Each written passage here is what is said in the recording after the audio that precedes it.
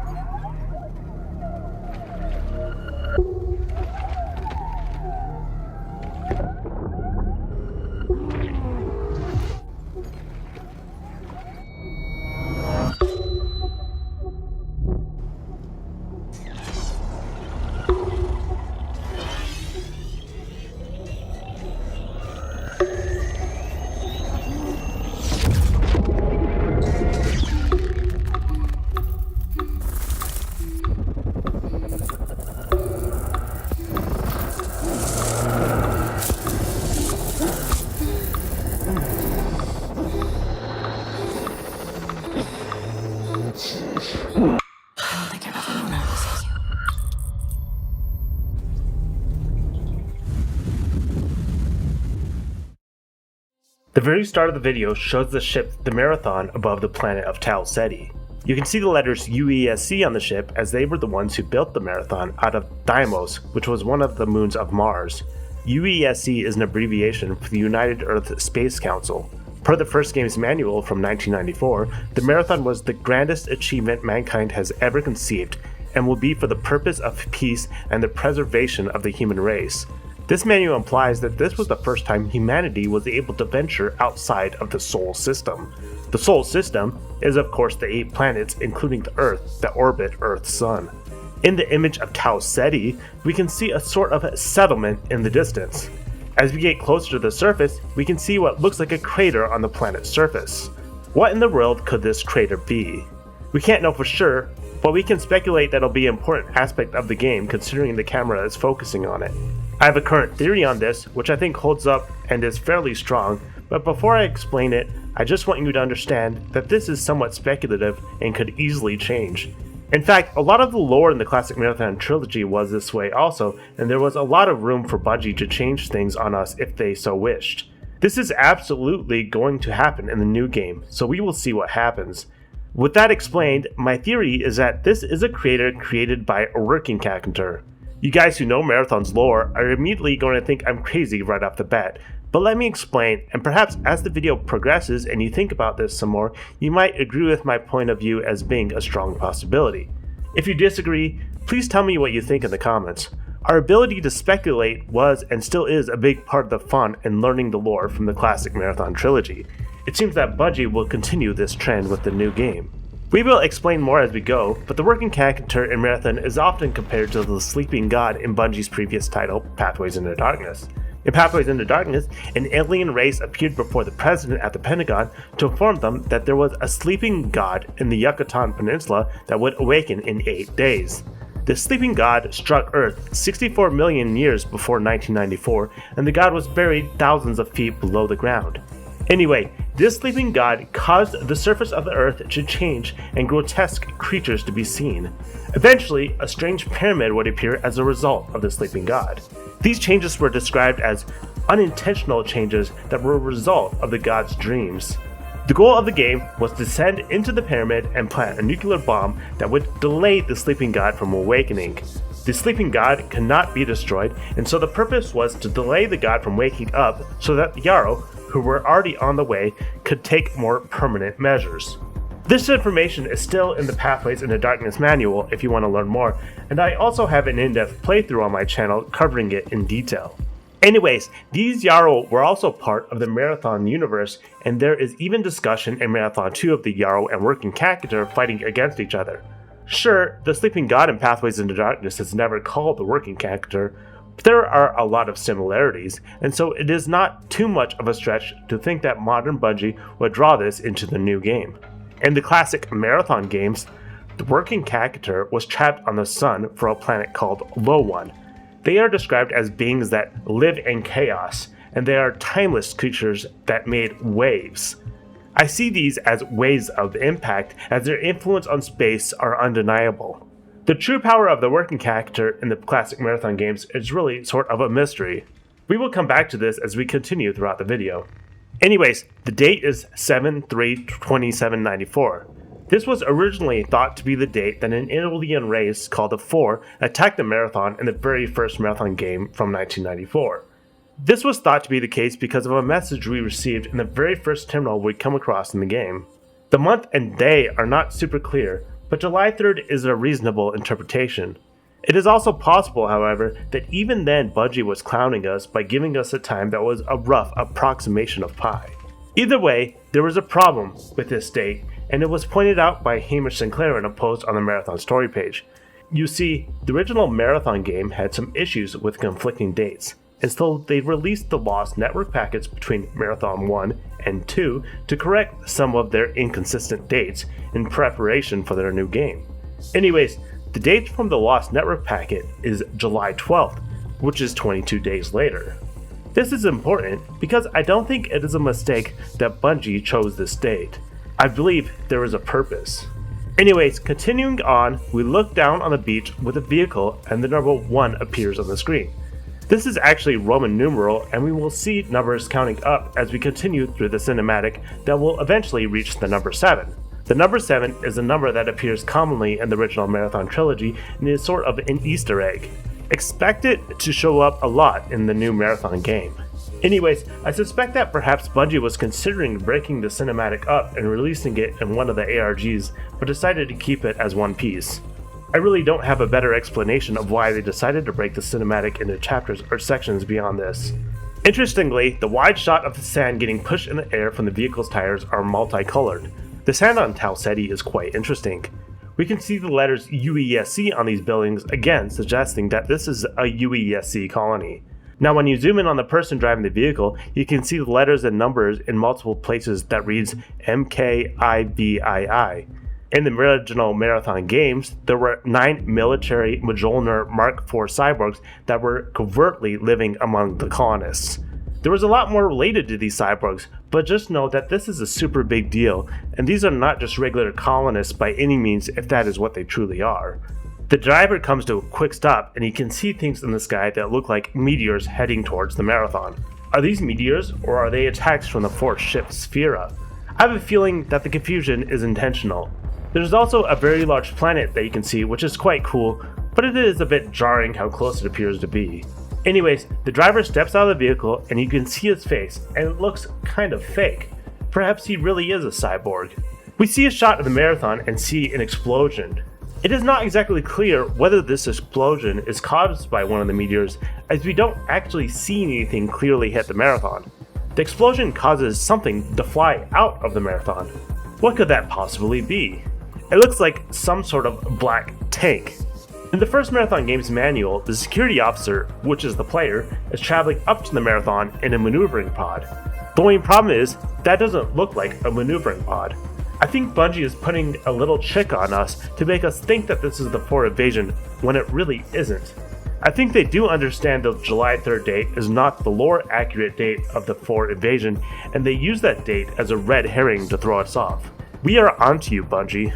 Regardless, we can see more of these comets, or whatever they are, flying through the sky from behind them and landing on Talcetti. My suspicion is that this event is actually depicting a working character landing on the planet of Talcetti. In the Pathways into Darkness manual, the Sleeping God was part of a cataclysmic battle billions of years ago. It would make sense that rubble and debris from this battle would be floating around with the working character if this was the case. This could be what we are seeing in this event, although highly speculative. I'm sure we will learn the truth in the months after the game's release. Next, we see a guy in what looks like some fields. It almost looks like he has a pest remover, but who knows on Talcetti, right? The date 3/13/2812 appears on the screen. This is actually roughly just 1 year after the events in Marathon 2, and in turn, Marathon Infinity. The guy in the footage mysteriously coughs something up and dies. How strange. We then see a mysterious entity going down a hallway from behind. This is presumably a Spht. The Spht are an alien race that are integrated with cybernetic components in order to grant them sentience. This is explained in Marathon 2, and they were originally given their sentience by the Yarrow. The Spht were a slave race to the Pfhor before some of them joined an AI named Durandal, who is one of the central figures in the original Marathon games. If there is a Spht here on Talcetti, we can only guess that perhaps Durandal has returned to Talcetti also. This would explain why it is just 1 year after the events in Marathon 2 and Infinity. Perhaps Durandal arriving had something to do with the guy dying. We will have to wait and see if this is really the case. Next we see a guy on a sort of bridge or catwalk. We see a car floating in the air, so we know something strange is going on here. The guy passes into some sort of strange field or anomaly that the vehicle is probably also within. We see the date 12/21/2827. This would be 33 years after the meteor event. This guy also has the MKIVII written on his suit. In the original Marathon game, all of the cyborgs on Talcetti supposedly died during the Pfhor invasion. This isn't to say that another cyborg couldn't have made it onto Talcetti during that time. The guy begins to float in the air and grab his head before his head explodes and his innards come out of him everywhere. If he is a cyborg, it would explain the strange colors of his blood, as it doesn't look human. If my explanation on the working character is correct, perhaps this is the god dreaming on Talcetti and creating these sort of anomalies. These anomalies also existed in the Marathon playtest, and I believe there is quite a bit of footage on them out there somewhere, but they look something similar to the event, although not exactly the same. Either way, I think the idea of having a working character on Talcetti would be a clever move by Bungie, as it would allow them to put all sorts of interesting things in the game and have a way to explain them. It would also allow another avenue for the game to evolve from season to season as the working character dreams more and more and perhaps get closer to awakening. The next scene shows some worms that are constructing one of the clones. There was information about these worms creating clones from some of the websites that were discovered from the Marathon ARGs. I plan to do some videos on this information at some point, but we will see what happens. For now, I would recommend checking out Jake the Allright's channel if you want to know more. Note that these worms were also in Marathon's announcement trailer back in 2023. The date on that screen was the year 2893, which is when we expect the game takes place. We slowly see the worms working as the clone becomes more and more formed. Eventually, we get a split screen showing an eye on each side. I think this is suggesting that there are actually two different clones being made rather than just the one. Eventually, this character that is named Glitch wakes up. We hear her voice say some words. I'm not sure exactly what it says, but it sounds something along the lines of, like everyone else is you. I would not be surprised if you got something completely different out of these words, because Bungie is doing some sort of audio check here, and perhaps it is supposed to be intelligible. It then cuts to a view outside of a large room with a bunch of light on the wall, which is presumably a bunch of different clones that are being made simultaneously. If I understand the voice correctly, it is suggesting that all these clones are technically the same person, or a lot of them are, as they come from the same original consciousness. Here's what the gameplay overview trailer said on the topic. You are a runner, a cybernetic mercenary who's given up their human form for a biosynthetic shell with unique abilities and stats. If you look on Glitch's chest as she takes her first breath, you will find the date 9/9/3405. This date was pointed out in a post by Hamish Sinclair on the Marathon story page. How could this date be from the future? Perhaps there is a reasonable explanation, or perhaps this is a hint to some sort of time travel going on. We see Glitch waking up from the pool with some webs. These webs are presumably from the worms that made her. I met a traveler from an antique land who said, "Two vast and trunkless legs of stone stand in the desert. Near them, on the sand, half sunk, a shattered visage lies, whose frown and wrinkled lip and sneer of cold command tell that it sculptor well those passions red which yet survive.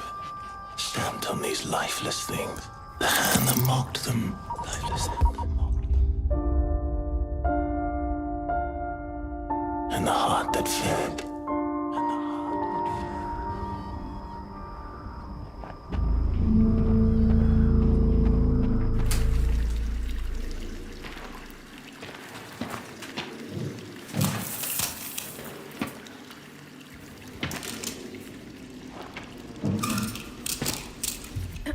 Welcome once again.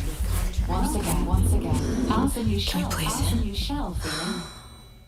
Next, we start section 2.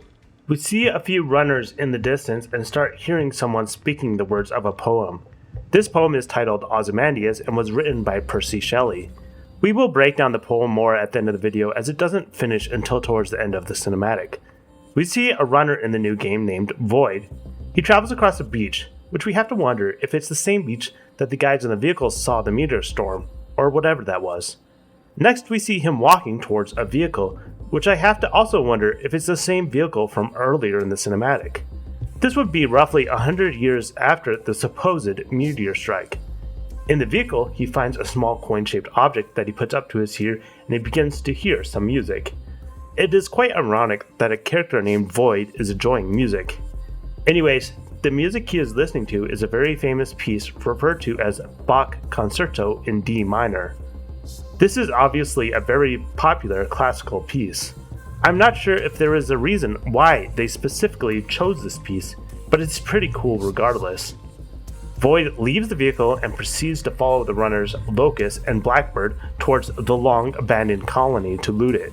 In this next part, if you look closely at the items on the counter next to Blackbird, you will notice that the camera has a cut and the items on the counter change as she turns around.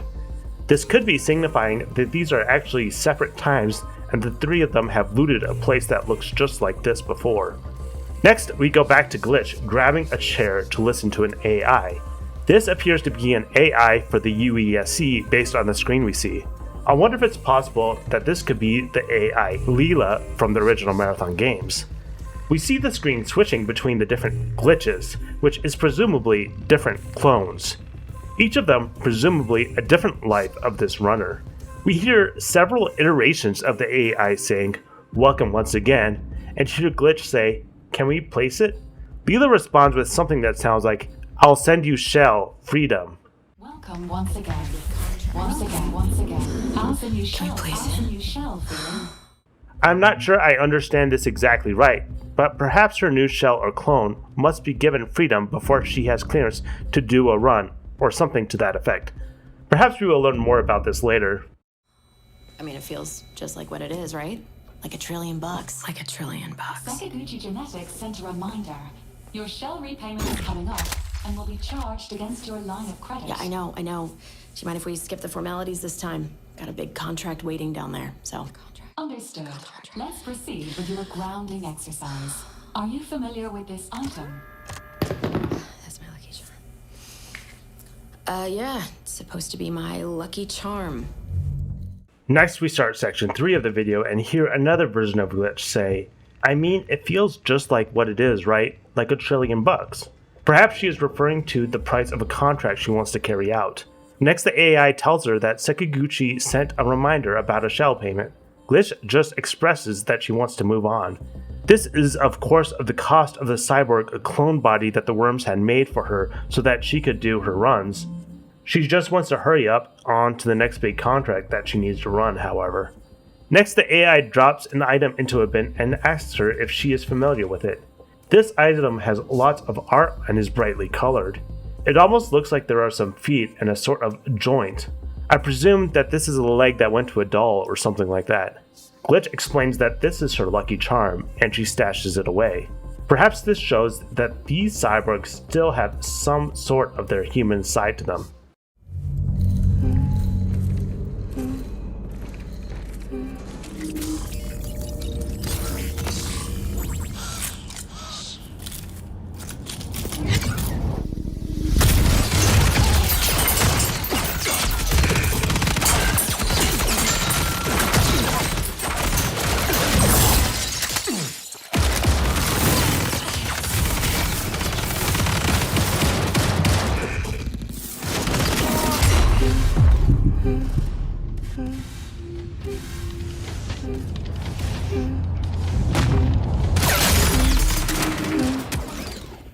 Can you identify her?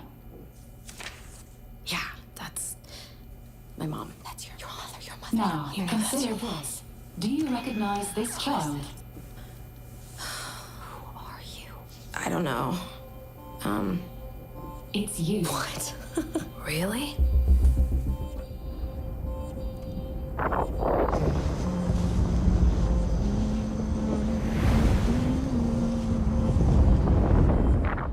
The next section returns to Void, Locust, and Blackbird. Blackbird obviously uses her special ability to sense that there are UESC robots on the way. Locust is able to block the bullets with his shield, but is overconfident and doesn't retreat to cover before his shield is destroyed, resulting in his death. The action scene is pretty much self-explanatory. Next, we go back to Glitch and see the AI give her a picture and asks if she can identify her. Glitch is able to identify the woman as her mom. The AI spits out another picture and asks if she can recognize the child. She, along with the other versions of her, cannot place the child. The AI explains to each version of Glitch that this is her. Glitch is surprised each time. Some people have suggested that perhaps these runners or cyborgs are going rampant, but I am not sure if that is what Bungie is really going for. I think they are just becoming less human and losing their memories. The Rapid Sea is certainly a possibility though, and I would recommend digging into the first Marathon game if you want to learn more about that concept.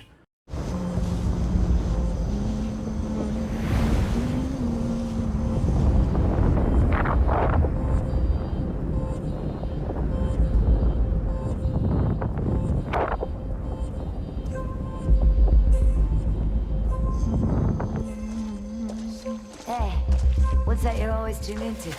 Worth anything? I don't know, but I like it.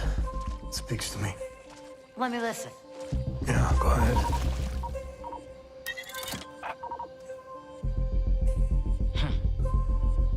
You ever wonder what happened to these people? It's not my business. And this music is. You'll have a tough time finding a buyer. Good. It's not for sale. Give it to me.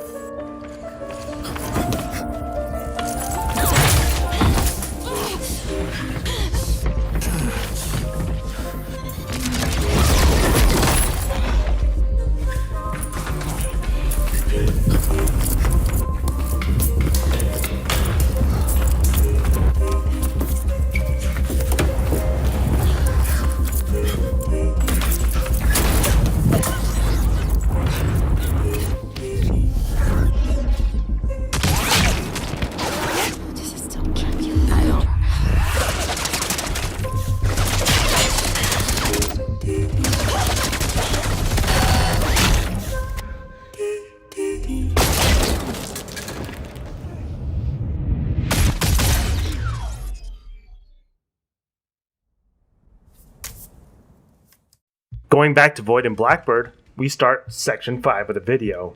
We can see them exploring multiple different and beautiful scenes.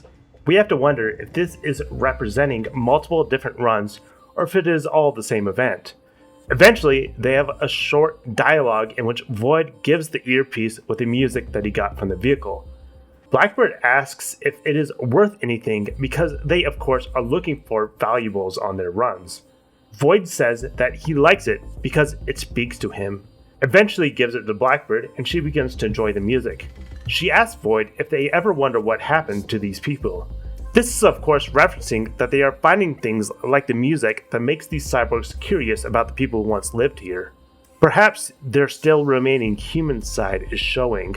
The interaction clearly shows that Void's like the music and it is important to him.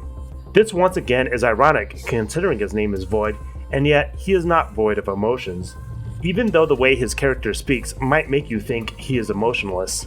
Eventually, Void sits down, and when he reaches up asking for it back, immediately Blackbird is shot in the head and Void has to run away and go invisible to escape. The runner Glitch appears along with 2 other runners whose names have not been officially revealed to us. There is some information out there about what their names probably are, but we will have to wait and see if they are right. Glitch loots some stuff from the Blackbird before noticing the earpiece with the music. Void was getting ready to pull the trigger before he saw her pull this out and put it on. He hesitates from shooting her because of it. Perhaps he is curious to see how she responds to it, because the music intrigues him. Eventually, Glitch notices him and a chase begins. I suspect that Void chases her because he wants his music back. Glitch almost forgets her gun in the chaos and has to go back for it. I have to say that even how these characters move so differently from each other gives them so much personality.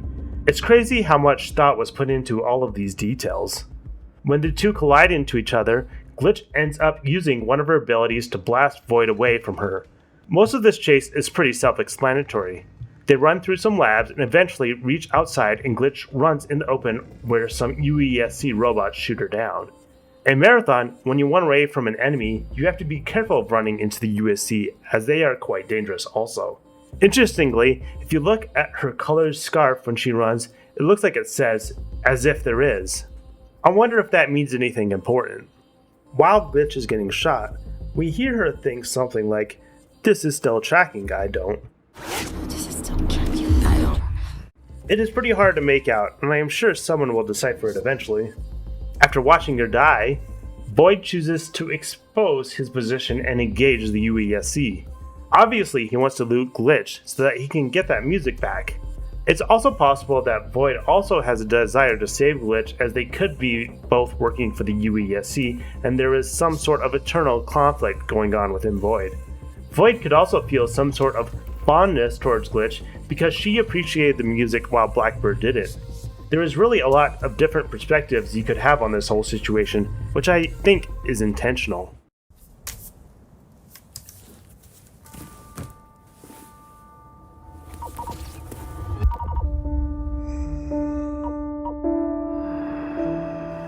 And on the pedestal these words appear.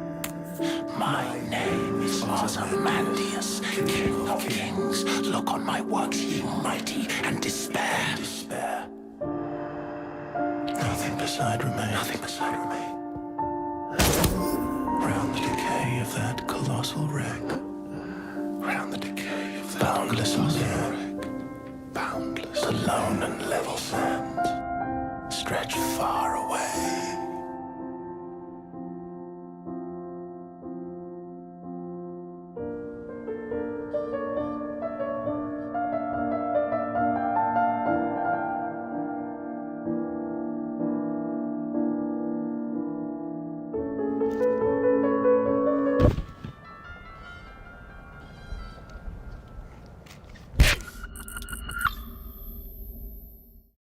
Section 6 starts with Void getting back the music from Glitch, and then we hear the rest of the Ozymandias poem.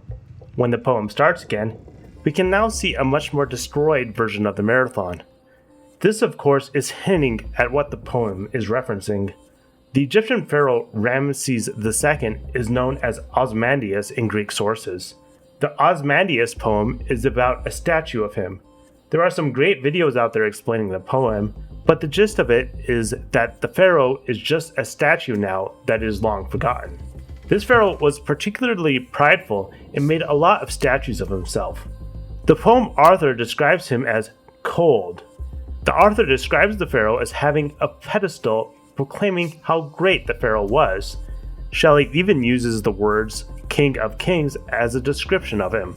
The author mocks his self-proclamation that is now nothing but remains and decay. The poem ends stating that nothing is left of the pharaoh's kingdom and all that exists is sand that stretches far away. Shelley is actually probably describing a different individual rather than Ramses II indirectly, but that isn't that important really to know how this pertains to understanding the voice in the cinematic. There is a voice in one of the gameplay review videos that sounds similar to the one in this cinematic. Death. The end of all things. But the dream is not over. My dream. Yours. Now. Run. In the first Marathon game, there was an AI that was obsessed with the concept of death and also spoke poetically. This, of course, is the AI Durandal. I should mention that in the classic Marathon games, there is an ancient AI referred to as Thoth that merges with Durandal. Thoth is also the Egyptian god of the dead, which is quite fitting with the poem. Anyways, I think almost anyone who puts two and two together would come to the same conclusion that this poem is given by Durandal. I think the statue that Durandal is referencing in the poem is the Marathon and the UESC who once controlled it. You see, at one point Durandal was an AI on the Marathon who was becoming self-aware and wanted freedom. He gained it by alerting the Pfhor to the Marathon's location. There is a lot more there to explain all of this, but you should really just play the original Marathon games to get the juicy details. But based on what we see in the cinematic short, I don't think there is too much doubt that we will be running into Durandal. Back to Void, he loots Glitchy's lucky leg and the picture of her as a kid. Afterwards, he's shot and killed. We get to see Void's killer come up and stab him to finish him off. We then go back to the room with all the lights where the clones and cyborgs are created. Do you recognize this child? I don't know. Is that me?